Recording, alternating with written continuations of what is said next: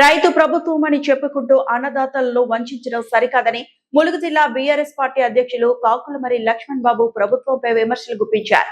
ఏటూరు నగరంలోని GCC IKP వరి ధాన్యం కొనుగోలు కేంద్రాన్ని సందర్శించిన ఆయన గత 40 రోజులుగా ధాన్యం అమ్ముడుపోక ఇబ్బందులు పడుతున్న రైతుల సమస్యలు అడిగి తెలుసుకున్నారు.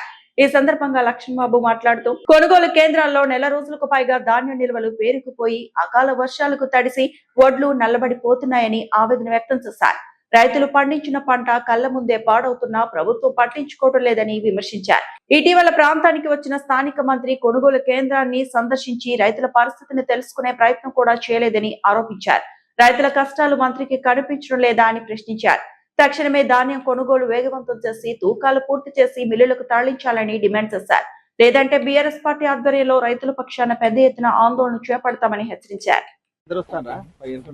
ప్రజాపాలన ప్రజల కోసమే కాంగ్రెస్ ప్రభుత్వం పుట్టింది అని చెప్పుకొని ఈరోజు ఎంత ఇబ్బంది పడుతున్నారో ప్రజలు రైతులు ఈ కల్లాల కాడ అనేది ఇక్కడున్న కాంగ్రెస్ ప్రభుత్వానికి, ఇక్కడున్న మంత్రి సీతక్క గారికి, కాంగ్రెస్ కార్యకర్తలకు ఎవరికి కనిపిస్తలేదు, అధికారులకైతే అసలే కనిపిస్తలేదు.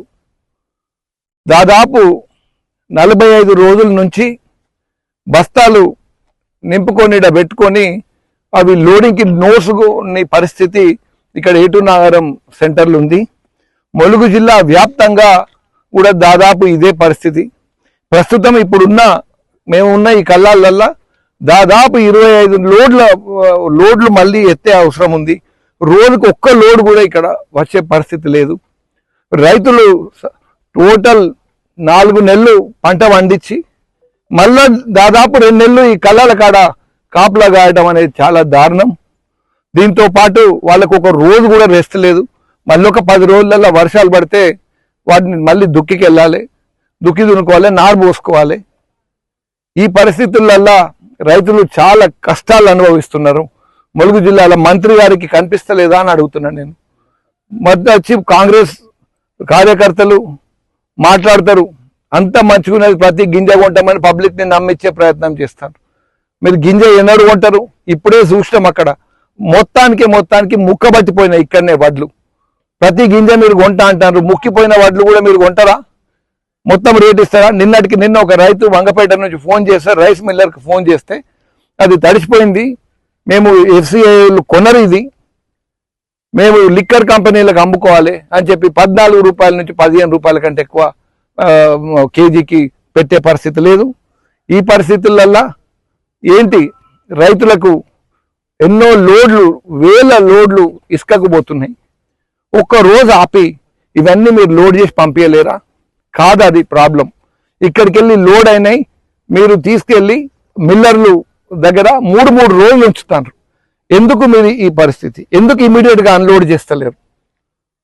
ప్రభుత్వం ఆన్సర్ చేయాల్సిన ప్రశ్న ఇది. ఇక్కడున్న మంత్రి గారు ఆన్సర్ చేయాలి.